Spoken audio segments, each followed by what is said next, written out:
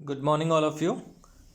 आज BA first year library science का जो फर्स्ट यूनिट पढ़ रहे थे, जिसमें पुस्तकालय विज्ञान के 5 सूत्र पढ़ रहे थे, जिसमें पिछले वीडियो में हमने प्रथम और द्वितीय सूत्र के बारे में बात की थी। आज हम तृतीय सूत्र के बारे में बात करेंगे।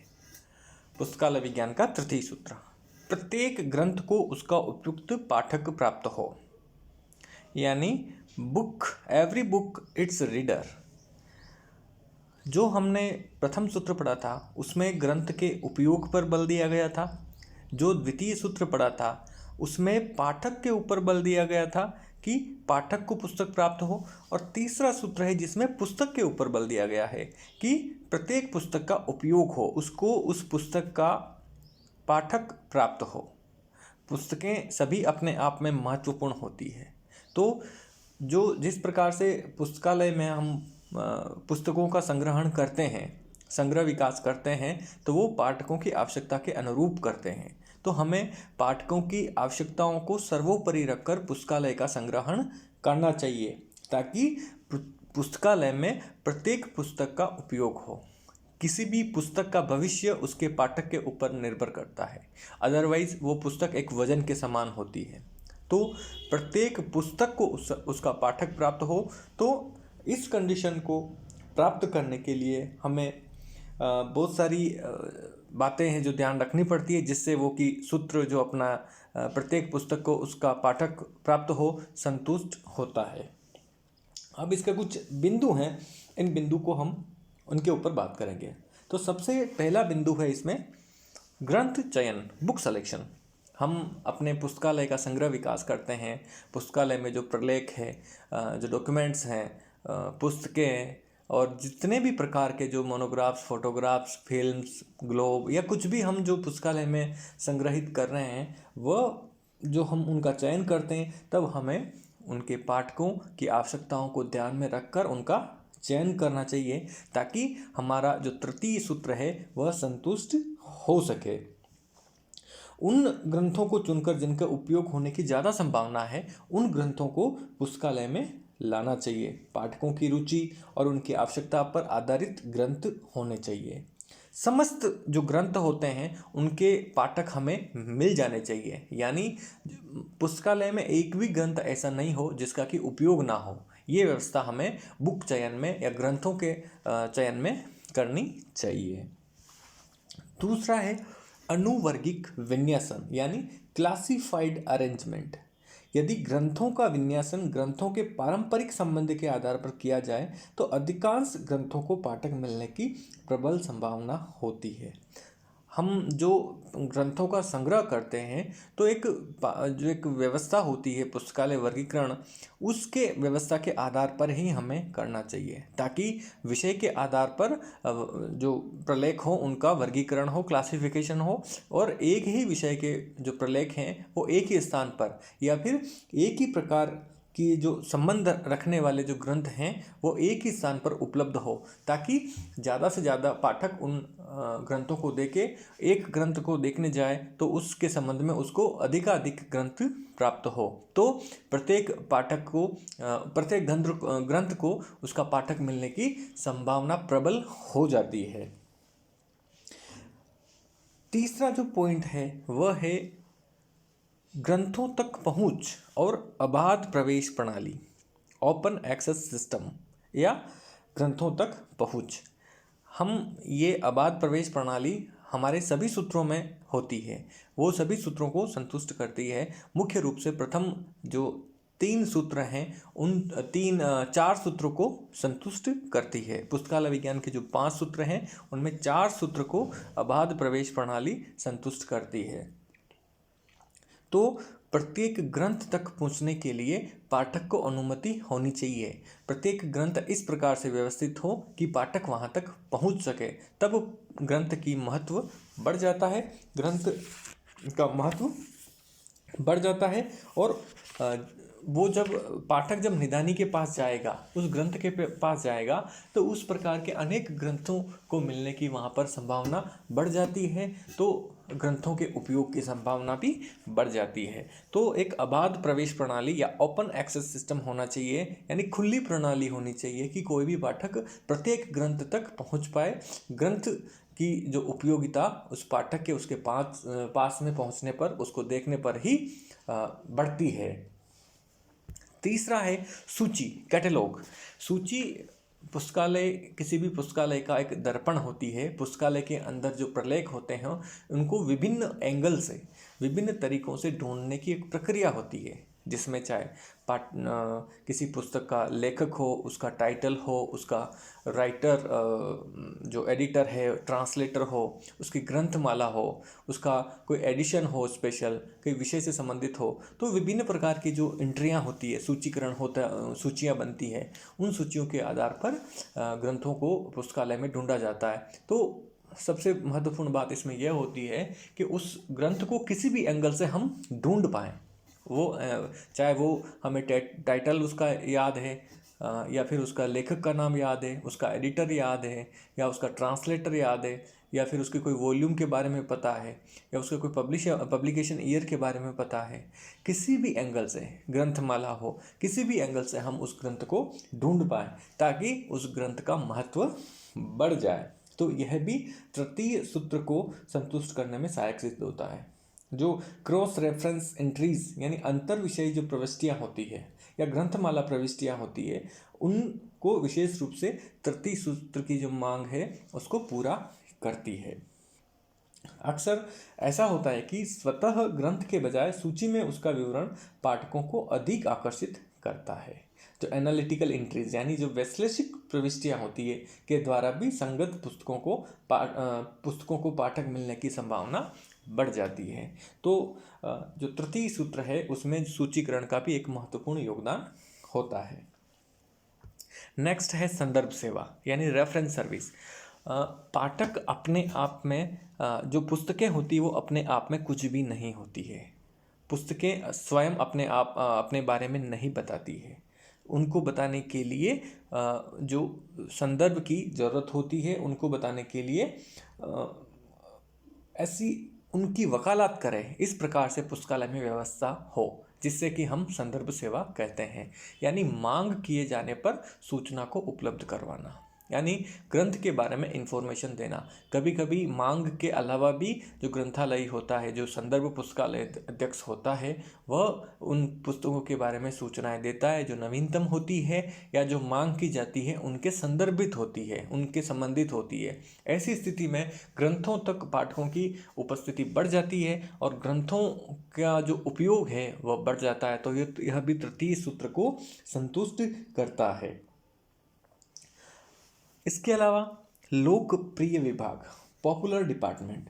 पुस्तकालय में अनेक लोकप्रिय विभाग होते हैं, जैसे पत्र पत्रिका विभाग, समाचार वाचन विभाग, शिक्षा विभाग, समाज शिक्षा विभाग, फिल्म शो और विभिन्न जो प्रदर्शनियाँ वगैरह होती है, वो सभी पुस्तकालय के प्रति सामान्य पाठकों को आकर्षित करती है। नए पाठकों को के आने से ऐसे अनेक ग्रंथों का पाठक प्राप्त होने की संभावना बढ़ जाती है जो अब तक बिना उपयोग पुस्तकालय में पड़े थे। तो लोकप्रिय विभाग का भी तृतीय सूत्र को संतुष्ट करने में अपना महत्वपूर्ण योगदान होता है। नेक्स्ट है विस्तारण सेवाएं, एक्सटेंशन सर्विसेज। आधुनिक जन पुस्तकालय सामाजिक केंद्र अथवा सामुदायिक केंद्र के रूप में कार्य करते हैं और इस प्रकार पारंपरिक पुस्तकालय सेवा के अतिरिक्त हम व्याख्यान करते हैं, संगीत, नाटक तथा प्रदर्शनियाँ आदि का आयोजन करते हैं। यानी पुस्तकालय के विस्तार की सेवाएं हम देते हैं। हम अध्ययन परिमंडलों का गठन करते हैं, निरक्षरों के लिए पुस्तकों और समाचार पत्रों का आदि का वाचन करते हैं। इसी प्रकार बच्चों को कहानियाँ यानी स्टोरी टेलिंग और अन्य रोचक सामग्री का वाचन किया जाता है। यानी पुस्तकालय के विस्तार की सेवाएं, पुस्तकालय की बढ़ोतरी की सेवाएं हम लोगों को किस प्रकार से पुस्तकालय की तरफ आकर्षित करें, ताकि पुस्तकालय के प्रलेखों का, पुस्तकालय की पुस्तकों का, डॉक्यूमेंट्स का, सभी जो विभिन्न सामग्रियां होती है उन सभी का अधिकतम उपयोग हो सके। नेक्स्ट है पुस्तकालय का प्रचार, सामान्य जनसाधारण में पठन पाठन की रुचि का अभाव देखा जाता है, एक सामान्य बात होती है। उन्हें पुस्तकें पढ़ने को प्रेरित करने की आवश्यकता होती है। आधुनिक पुस्तकालय की तुलना एक दुकान से भी की जा सकती है, जिसका प्रचार आधुनिक व्यापार का एक सक्षम साधन है। उसी प्रकार पुस्तकालय में संग्रहित प्रत्येक ग्रंथ के लिए पाठक प्राप्त करने के लिए प्रचार एक कार्यक्षेत्र बढ़ा रहा है, अपना दृष्टिकोण परिवर्तित कर रहा है और अपनी प्रकृति तथा कार्यों तक में परिवर्तन कर रहा है। पुस्तकालय के प्रचार के द्वारा हम जो पुस्तकों की जो उपयोग की जो प्रवृत्ति है उसको बढ़ा सकते हैं।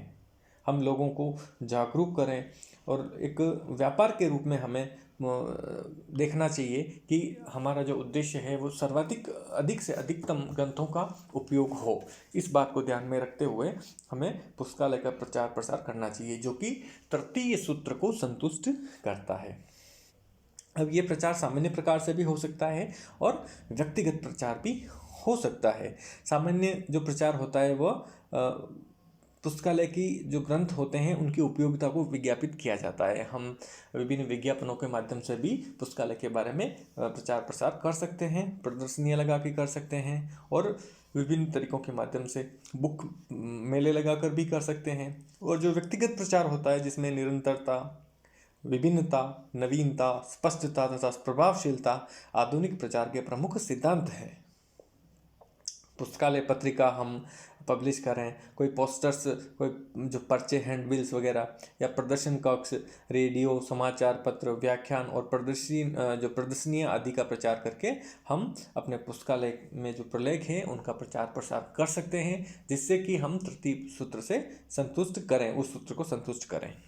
तो ये जो तृतीय सूत्र था जिसमें कि पुस्तक के उपयोग के ऊपर बल दिया गया था वो समाप्त होता है।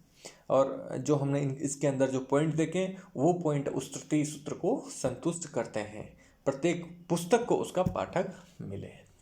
अब बात करते हैं हम चतुर्थ सूत्र की, पाठक का समय बचाओ, save the time of reader.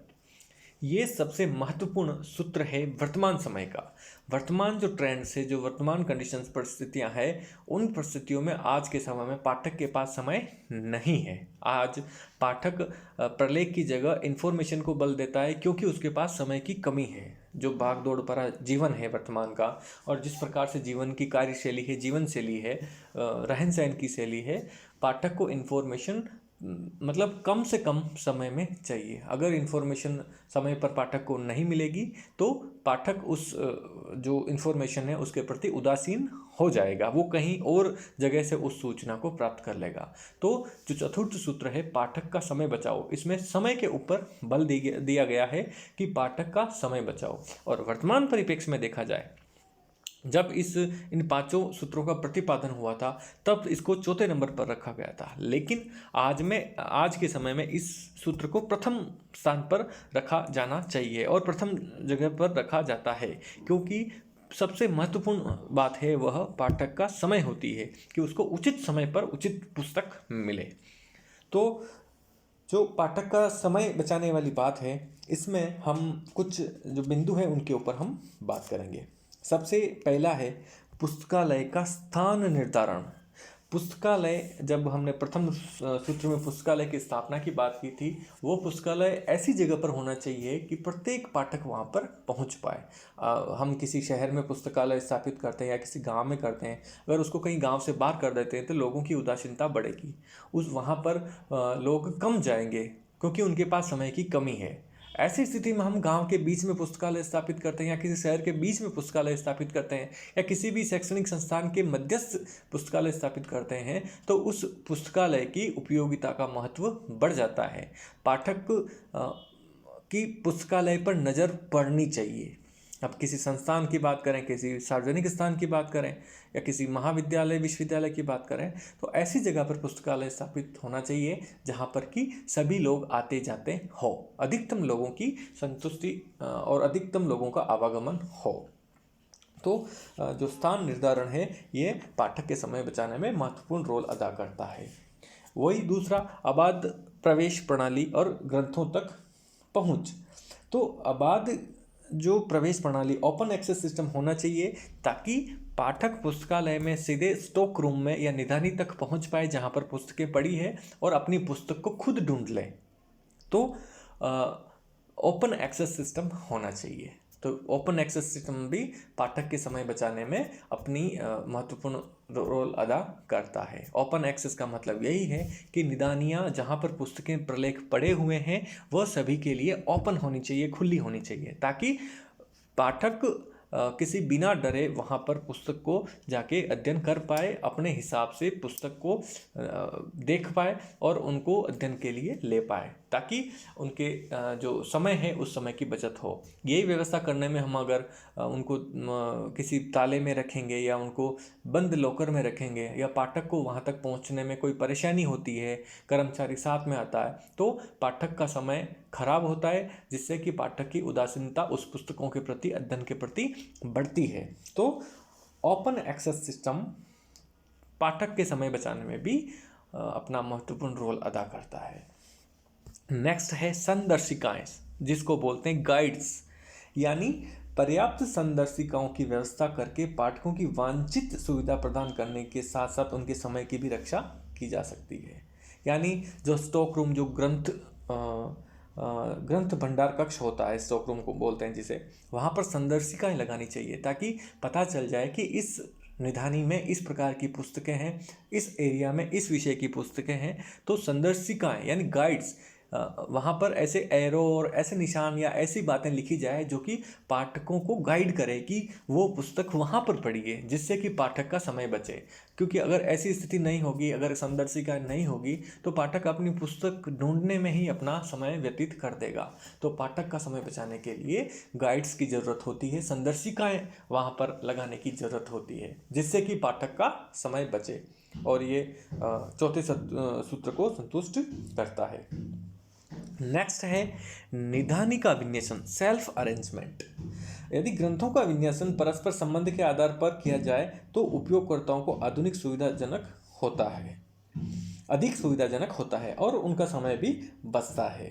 चतुर्थ सूत्र को संतुष्ट करने के लिए आवश्यकता अनुसार सतत क्रम में को अपनाना पड़ता है। उदाहरणतः हम एक सार्वजनिक पुस्तकालय में कथा, कहानियों, उपन्यास, नाटक, जीवन चरित्र आदि की अधिक मांग होती है, अतः उनको ग्रंथ भंडार में मुख्य द्वार के समीप रखना चाहिए। उनको ऐसी व्यवस्था में रखना चाहिए कि अधिकतम पाठक जहाँ जिसका ज़्यादा उपयोग होता है उसको ज़्यादा सामने रखना चाहिए। एक रंगनाथन ने एक अपूपा पैटर्न दिया था, उस पैटर्न के आधार पर ग्रंथों को रखना चाहिए। जो ज़्यादा उपयोगी है उनको ज़्यादा दिखने वाले स्थान पर, उनको ज़्यादा पास में रखें, और जिनका उपयोग कम होता है उनको दूर स्थान में रखें, जिससे कि जो पाठक का जो समय है वो समय बचे।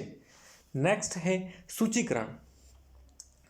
जो सूची होती है, पुस्तकालय का जो कैटलॉग होता है पुस्तकों को प्रलोक के बारे में, वो हमेशा अपडेट होना चाहिए, जिससे कि पाठकों का और तथा कर्मचारियों का समय बचे।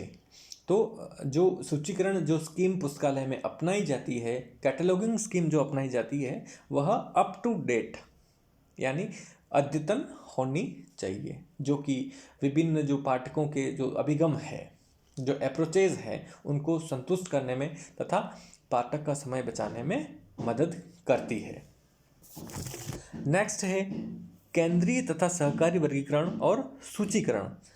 केंद्रीय और सहकारी वर्गीकरण और सूचीकरण प्रणाली को हमें अपनाना चाहिए। केंद्रित यानी बहुत सारे पुस्तकालय मिलकर एक ही प्रकार की सूचीकरण और क्लासिफिकेशन स्कीम को अपनाएं, ताकि उस से पाठकों को ये पता चल जाए कि उनकी पुस्तक संबंधित पुस्तकालय में है और नहीं है तो कौन से पुस्तकालय में है, जिससे कि पाठक का समय बचे और प्रमुख रूप से उनको मितव्ययता या एकरूपता और परिशुद्धता और उन्नत मानकीकरण आदि बातों का उपयोग हो सके, उनका चरितार्थ हो सके।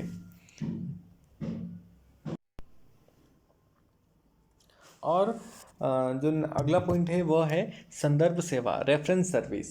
आधुनिक पुस्तकालय में उपयोगकर्ताओं को पाठ्य सामग्री चुनने, उन्हें मार्गदर्शन प्रदान करने और उनके समय की क्षति को रोकने के लिए ही संदर्भ सेवा का प्रचलन हुआ है। यानी पाठक जो भी पुस्तक प्रलेख के बारे में इंफॉर्मेशन मांगता है या कोई भी प्रकार की सूचना मांगता है तो उसको उसी समय उसका जवाब उपलब्ध करवाना, अगर प्रलेख मांगता है तो प्रलेख के बारे में उसको इंगित करना, और अगर पुस्तकालय में कोई चीज़ अवेलेबल नहीं है तो उसको दूसरे पुस्तकालय के लिए रेफर करना। तो संदर्भ सेवा भी पाठकों के समय बचाने में महत्वपूर्ण रोल अदा करती है।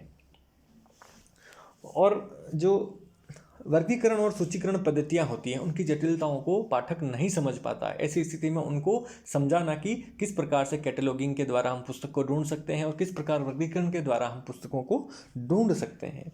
तो यह एक अनौपचारिक व्यक्तिगत सहायता होती है, जिससे निसंदेह एक संदर्भ सेवा के द्वारा पाठकों के समय में के क्षय को बचा सकते हैं, उनके समय को हम बचा सकते हैं। नेक्स्ट है ग्रंथों का परिसंचरण और आदान प्रदान प्रणाली। ग्रंथों का परिसंचरण यानी सर्कुलेशन।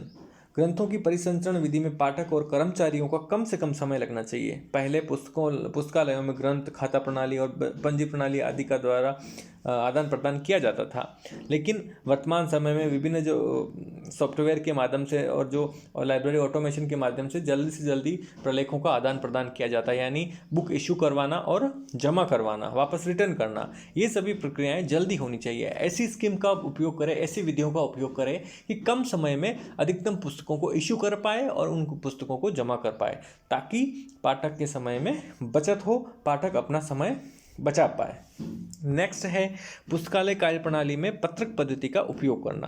पुस्तक की जो कार्यप्रणाली है पुस्तकालय की, उसमें कर्मचारियों का समय बचाने के लिए पुस्तकालय कार्यप्रणाली में पंजी प्रणाली के स्थान पर पत्रक प्रणाली का उपयोग उपयुक्त होता है, क्योंकि एक ही पत्र आवश्यकता अनुसार अनेक स्थानों और कार्यों के लिए प्रयुक्त हो सकता है, जिससे कि कार्य में गतिशीलता उत्पन्न होती है। और अंतिम है ग्रंथ सूचियाँ, बिब्लियोग्राफीज। पुस्तकालय कर्मचारियों द्वारा पाठकों की मांग अथवा उनके संभाव्य उपयोग पर ग्रंथ सूचियाँ संकलित करनी चाहिए, यानी रीडिंग लिस्ट्स। ग्रंथ सूची यानी जो पाठक उपयोग करना चाहते हैं जिन पुस्तकों की, तो उनकी पुस्तकालय में ऐसी लिस्टें तैयार करें, ऐसी सूचियाँ तैयार करें, जिससे कि पाठक सीधा उन सूचियों के द्वारा ग्रंथों की पहचान कर पाए और पुस्तकालय में उपस्थित जितने भी डॉक्यूमेंट्स होते हैं इनका उपयोग कर पाए। तो उन सूचियों से पाठक को अपने ग्रंथ ढूंढने में सहायता मिलती है, जिससे कि पाठक के समय की बचत होती है। तो ये सूत्र, ये जो ग्रंथ सूचियां हैं, ये भी पाठक के समय बचाने में अपना रोल अदा करती है। अब पांचवा सूत्र है, जो कि अंतिम सूत्र है, पुस्तकालय एक विकासशील संस्था है। Library is a growing organism. पुस्तकालय एक विकासशील संस्था है। पुस्तकालय हमेशा विकास करता रहता है। ग्रोइंग ऑर्गेनिज्म, इसको एक जैविक जीव की संज्ञा दी गई है, जो कि हमेशा विकास करता रहता है। इसकी प्रकृति का द्योतक है और जो पुस्तकालय नियोजन और संगठन में भी सहायता सिद्ध करता है। पुस्तकालय हमेशा बढ़ता रहता है, पुस्तकालय के कर्मचारी बढ़ते रहते हैं, पुस्तकालय के पाठक बढ़ते रहते हैं और पुस्तकालय के प्रलेख बढ़ते रहते हैं। हमेशा पुस्तकालय बढ़ता रहेगा और यही पांचवें सूत्र का निहितार्थ है। एक विकासशील संगठन नई सामग्री ग्रहण करता है, पुरानी सामग्री त्याग करता है और अपने आकार में परिवर्तन करता रहता है और नई शक्ल तथा स्वरूप ग्रहण करता है।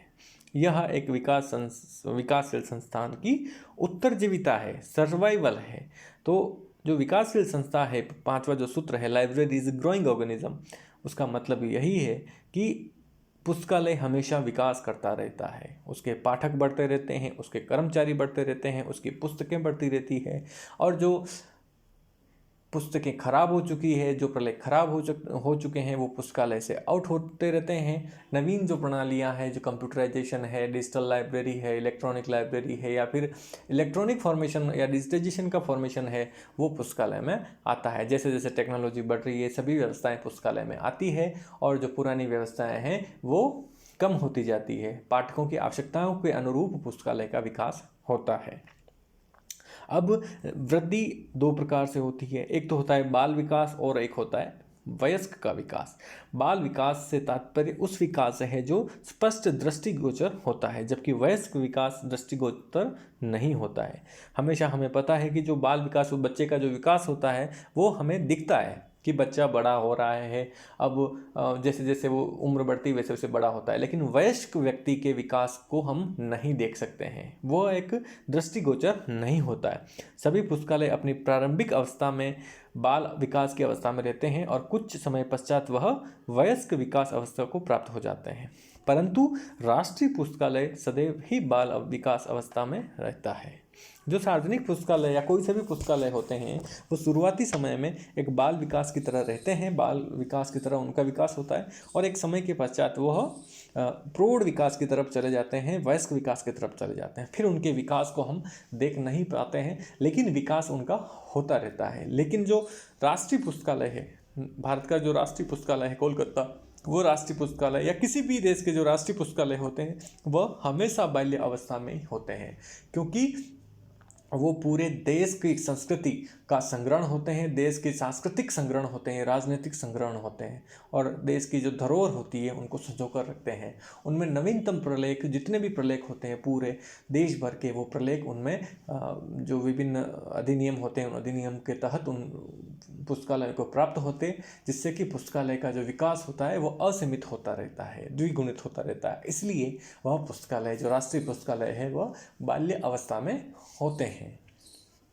अब पुस्तकालय के प्रमुख 3 घटक होते हैं, ग्रंथ, पाठकगण और कर्मचारीगण। तो हम पहले बात करते हैं ग्रंथ भंडार कक्ष, स्टॉक रूम एक विकासशील जीवंत पुस्तकालय में नवीन ग्रंथ रहते हैं जिनका ग्रंथ भंडार तथा जो सेल्स या निदानियाँ होती है उन पर प्रभाव पड़ना स्वाभाविक होता है। पुस्तकालय भवन की योजना बनाते समय इस तथ्य को हमें दृष्टिगत रखना चाहिए कि कालांतर में या आने वाले समय में जब पुस्तकों की प्रलेखों की बढ़ोतरी होगी तो हमारा पुस्तकालय, हमारे जो ग्रंथ निधियाँ हैं, जो निधानियाँ हैं, वह उसके अनुरूप हो, उनके फलक संवजनीय हो, एडजस्टेबल हो और निदानियों पर लगी हुई संदर्शिकाएँ भी एडजस्टेबल हो। जो गाइड्स होती है वो भी हमेशा बदलती रहें जैसे जैसे पुस्तकालय में पुस्तकें आती है।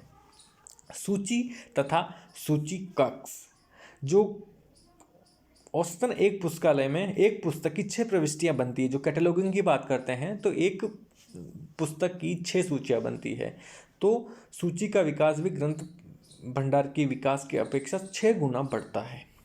पुस्तकालय भवन की योजना बनाते समय इस तथ्य को भी सदैव दृष्टिगत रखना चाहिए। वर्गीकरण तथा सूचीकरण पद्धतियाँ, जो पुस्तकालय का विकास होता है इनकी तीव्र आवश्यकता तथा महत्व अनुभव बढ़ जाता है। प्रारंभ में सर्वव्यापी, अतिथ्यशील, विकासशील तथा सक्षम वर्गीकरण पद्धति का चयन करना चाहिए। यानी नए नए विषयों के साथ नए नए प्रलेखों का उत्पादन होता है तो उनको वर्गीकृत करने की क्षमता रखने वाली वर्गीकरण पद्धतियों और सूचीकरण पद्धतियों का ही उपयोग करना चाहिए, यानी flexible cataloguing and classification schemes का उपयोग करना। तो ग्रंथों के विकास में ये 3 बातें प्रमुख होती है। ग्रंथ भंडार इस प्रकार से बनाया जाए कि आने वाले समय में जिस प्रकार से पुस्तकें उसमें स्थापित हो तो निदानियाँ भी बढ़ती रहें, भविष्य की आवश्यकताओं को देखते हुए तैयार की जाए। सूची तथा सूची कक्ष भी इस प्रकार से बनाना चाहिए क्योंकि एक ग्रंथ की तुलना में उसकी 6 गुना सूचियाँ बनती है, एक ग्रंथ की 6 सूची बनती है, तो जो सूची कक्ष है वो भी इस प्रकार से व्यवस्थित या बड़ा बनाना चाहिए जो कि भविष्य की आवश्यकताओं को पूरी करे। और वर्गीकरण तथा सूचीकरण जो पद्धतियाँ हैं जिनके द्वारा हम वर्गीकरण और सूचीकरण पुस्तकालय में करते हैं वो भी इस प्रकार से फ्लेक्सिबल हो कि सभी विषयों को समाहित करें, आने वाले विषयों को और जो नवीनतम ज्ञान जो पुस्तकालय में आता है उसको समाविष्ट कर पाए। दूसरा है पाठकगण। पहला हो गया ग्रंथ, दूसरा है पाठकगण। अब पाठकगण के लिए अध्ययन कक्ष को भी इस प्रकार से मॉड्यूलर बनाना चाहिए कि जब हम पुस्तकालय भवन की योजना बनाते हैं, जब भवन का निर्माण करते हैं तो अध्ययन कक्ष इस प्रकार से होना चाहिए कि भविष्य में जो पाठकों की आवश्यकता है, भविष्य में जिस प्रकार से पाठक बढ़ेंगे पुस्तकालय में तो उनका पाठक के लिए उचित व्यवस्था हो। और जो ग्रंथ का संग्रह का विकास होता है, पाठकों को ग्रंथ संदर्भ सेवा की अधिक आवश्यकता पड़ती है तो पाठकों को परिचित पुस्तकों के बारे में करवाना चाहिए। उपयोगकर्ता शिक्षा, यूजर एजुकेशन, यूज़र जो भी पाठक होते हैं पुस्तकालय के विकास के साथ में उपयोगकर्ता शिक्षा की भी आवश्यकता की भी आवश्यकता पड़ती है। यह कार्य भी संदर्भ कर्मचारियों द्वारा संपन्न किया जाता है। जो रेफरेंस कर्मचारी होते हैं, संदर्भ पुस्तकालय अध्यक्ष और उसके अधीनस्थ कर्मचारी, उनके द्वारा संपन्न किया जाता है। यूजर एजुकेशन यानी उपयोगकर्ता की शिक्षा। इसके अंतर्गत पुस्तकों को पुस्तकालय से परिचित करवाया जाता है। जो पुस्तकें होती है उन पुस्तकों को पाठकों को परिचित करवाया जाता है। उनके नियमों विनियमों में परिचित करवाया जाता है। विभिन्न सेवाओं सुविधाओं से परिचित करवाया जाता है। सूची के उपयोग के संबंध में जानकारी दी जाती है और संदर्भ ग्रंथों की जानकारी दी जाती है। तो यूजर्स एजुकेशन का मतलब पुस्तकालय की जो पाठक जो प्रलेख हैं, वहाँ की जो सुविधाएं, विशेषताएं और सेवाएं हैं, उनके बारे में पाठकों को बताना। तीसरी बात है इसमें ग्रंथों का परिसंचरण। पाठकों की संख्या में वृद्धि के साथ साथ ग्रंथ निर्गम विधि की आवश्यकता पड़ती है, यानी इश्यू सिस्टम की आवश्यकता पड़ती है। इसमें अतिशीघ्र अधिक से अधिक पाठकों को ग्रंथ निर्गम अगम किए जा सके, इस दृष्टि से भारतीय परिस्थितियों में ब्राउन परिसंचरण प्रणाली का उपयोग कर सकते हैं। वर्तमान में जो पुस्तकालय में जो ग्रंथों के आदान प्रदान की प्रणाली है, उसमें ब्राउन प्रणाली और नेवाक प्रणाली प्रमुख है। तो ब्राउन जो प्रणाली है, जो कि हम आगे के यूनिट्स में अध्ययन करेंगे, ब्राउन परिसंचरण प्रणाली, उसका हमें ज़्यादा उचित वो हमारे भारतीय प्रदेश में होती है, तो उसको हमें लागू करना चाहिए। तीसरा है कर्मचारी। पुस्तकालय के कर्मचारी। ग्रंथों और पाठकों की बढ़ोतरी के साथ साथ पुस्तकालय के कार्य में भी वृद्धि होती है। अतः पुस्तकालय प्राधिकरण को कर्मचारियों की वृद्धि के लिए सहर्ष प्रस्तुत रहना चाहिए। तो जो कर्मचारी के सूत्र हैं, जिस प्रकार से कर्मचारी पुस्तकालय में होते हैं, वो उनको जैसे जैसे पुस्तकालय का विकास होता है, उनकी संख्या में भी वृद्धि करनी चाहिए और उनके लिए प्रशिक्षण की व्यवस्था भी करनी चाहिए। तो ये पुस्तकालय के 5 सूत्र थे, जो कि एक पुस्तकालय विज्ञान की एक आधारशिला है, पुस्तकालय के शिक्षण की एक वैज्ञानिक आधारशिला है, और पुस्तकालय विज्ञान ने पूरे विश्व भर के पुस्तकालय विज्ञान ने इन सूत्रों को माना है और इन सूत्रों के आधार पर काम किया है। और जो चौथा सूत्र है वो वर्तमान परिप्रेक्ष्य में, वर्तमान परिस्थितियों में आज के समय में नंबर 1 पर आ गया है, क्योंकि पाठकों का समय सबसे महत्वपूर्ण होता है। धन्यवाद।